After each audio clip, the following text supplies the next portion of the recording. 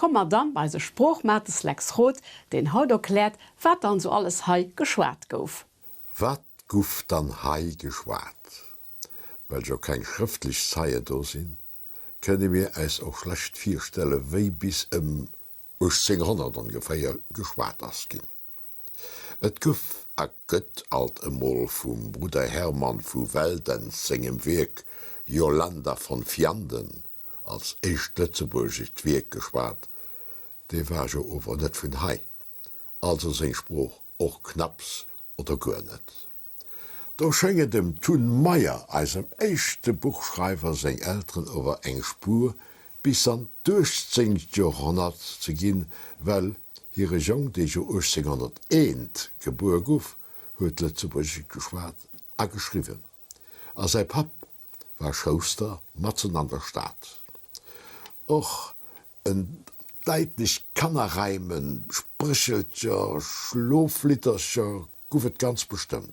Well am 18. Jahrhundert zum Beispiel Schlofkëntsche Schlof, feiert seg Engelen Mistin, die sind over nëmme mündlich weitergang. Dem blannen Theis, seg Litterscher, stamme so wie hier selber vun 1800. Schreiben kommt den natürlich net. Er war 1747 geboren, seg Eltern also 1725, als er Lützeburgig dem no, dat ist richtig dat bekannt ist. Was von ihm spruchlich übrig blieben ist, kann als Spruch vom Ufang vom 18. Jahrhundert geguckt gehen. Und dort führen dann immerhin 300 Jahre aus den Briefen von den Lützeburger Napoleonsdinger, lust dann auch platzeweise Lützeburgisch raus.